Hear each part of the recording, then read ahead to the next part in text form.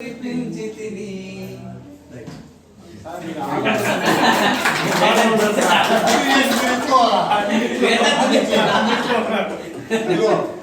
Sunil sir ready కదా నువ్వు మాట్లాడు, నువ్వు పాడండి ఒక పాట.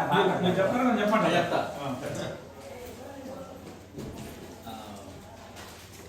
డియర్ కొలీగ్స్, మీ అందరూ కూడా మమ్మల్ని ప్రేమించి ఈరోజు కేక్ కటింగ్, అదేవిధంగా మీరు మేము ఏర్పడినటువంటి ఆహారం తీసుకుపోతున్నాను. మనం పెట్టిన కుమార్ తెలియజేస్తున్నాను. యేసుక్రీస్తు గురించి నేను 2 మాటలు చెప్తాను. మీ అందరికి తెలిసిన విషయమే. యేసుక్రీస్తు వారు ఈ లోకానికి రావడం గల కారణము, ముఖ్యమైన కారణము, పాపాలు పరిహరింపబడాలంటే ఒక పరిశుద్ధ రక్తం అవసరం. యాక్చువల్ చెప్పాలంటే యేసుక్రీస్తు రాకముందు కూడా, యేసుక్రీస్తు ఈ లోకానికి రాకముందు కూడా ఒక నిబంధనలో పాత నిబంధన ఒక గ్రంథం ఉంది, కొత్త నిబంధన ఒక గ్రంథం ఉంది. అయితే మనందరికి కూడా యేసుక్రీస్తు దగ్గర నుంచి మనకు తెలుసు చాలా వరకు కూడా. దాని ముందు ప్రీవియస్ లైఫ్ గురించి అందరూ కూడా తెలుసుకోలేరు. అయితే యేసుక్రీస్తు ఈ లోకానికి రాకముందు ఆయన తండ్రి అయిన దేవుని రూపంలో ఉన్నాడు. ఆయన ఈ లోకాన్ని సృష్టించినట్టుగా, మొట్టమొదటిగా ఆదాము అవ్వను ఆయన సృష్టించినట్టుగా మనందరికీ తెలుసు. అయితే ఆ క్రమంలో మా పూర్వీకులు ఎవరైతే ఇప్పుడు మేము యేసుక్రీస్తుని పూజిస్తున్నామో, మా పూర్వీకులు కూడా ఆ రోజుల్లో బలు అర్పించేవాళ్ళు. ఈ పాపం పోవడం కోసంగా బలు అర్పించేవాళ్ళు. అయితే ఇవన్నీ గమనించిన తర్వాత ఆ బలు అర్పిస్తున్నప్పుడు ఆ రక్తం పరిశుద్ధ రక్తం కాదు కదా, మరి ఏ విధంగా పాపం పోద్ది అని ఆలోచించి ఆయనే స్వయంగా ఈ లోకానికి కుమారుడుగా వచ్చాడు. కాబట్టి ఆ తండ్రి రూపంలో నుంచి ఆయన కుమారుడుగా ఈ లోకానికి వచ్చాడు. ఆ కుమారుడు రూపమే యేసుక్రీస్తు రూపం.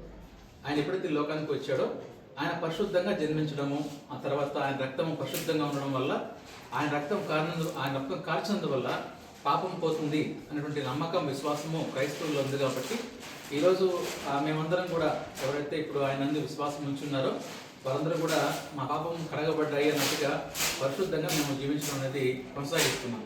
అయితే బైబిల్ గ్రంథాన్ని మనం చూసినప్పుడు కూడా, ఆ బైబిల్ గ్రంథంలో ఉన్నటువంటి ప్రతి మాట కూడా మనం చూసినప్పుడు మన జీవిత విధానం మంచిగా ఉండడమే అక్కడ బోధిస్తుంది. మనము కుటుంబ జీవితం, కుటుంబ వ్యవస్థ కానీ, సమాజంలో కానీ ఎక్కడున్నప్పటికీ కూడా మనము పరిశుద్ధంగా జీవించాలనేదే ఆ బైబిల్ మనకు నేర్పిస్తుంది. ప్రాముఖ్యంగా యేసుక్రీస్తు వారు గురించి చెప్పాలంటే ఆయన ప్రేమ స్వరూపిగా ఉన్నాడు. ఆయన దేవుడు లోకాన్ని ఎంతో ప్రేమించను అని ఉంటుంది బైబిల్లో. అంటే ఆయన అందరినీ, ఫలానా వాళ్ళని కాదు, అందరి కొరకు ఈ లోకంకి వచ్చినట్టుగా, అందరి కొరకు ఆయన మరి బలియాగమైనట్టుగా మనం చూస్తున్నాము. కనుక ఎవరైతే ఆయన విశ్వాసం ఉంచుతారో ఆయన వాళ్ళు పరలోకానికి చేరుతారు అనేది ఆ యొక్క పరిశుద్ధ గ్రంథం తెలియజేస్తూ ఉంది.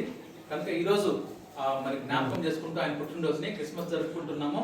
కనుక యేసుక్రీస్తు వారు ప్రేమ స్వరూపి ఉన్నాడు కనుక ఈరోజు ఆ యొక్క క్రిస్మస్ని జరుపుకుంటూ మేము కూడా ఆ ప్రేమ కలిగి జీవించాలని ఆ బైబిల్లో ఒక మాట ఉంటుంది, నేను వారిని పొరుగు వారిని ప్రేమించమని. కనుక ఆ విధంగా మేము కూడా, మీరు మమ్మల్ని ప్రేమిస్తున్నట్టుగానే మేము కూడా మిమ్మల్ని అందరిని ప్రేమిస్తూ ఈ యొక్క చిన్న కేక్ కటింగ్, అదేవిధంగా మీ కొరకు విందును ఏర్పాటు చేశాము. అది కూడా మీరు ప్రేమతో స్వీకరించి మీ అందరూ కూడా మమ్మల్ని కూడా దీవించాలని మనస్ఫూర్తిగా కోరుకుంటూ ముగిస్తున్నాను.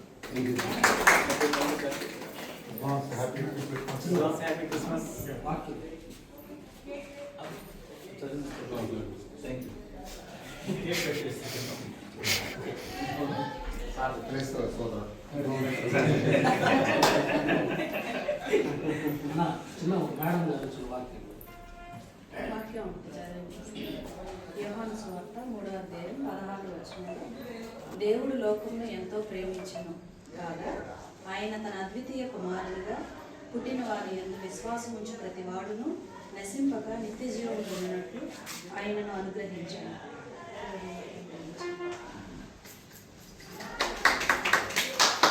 Happy Christmas. Happy Christmas. Happy Christmas. Happy Christmas. Right.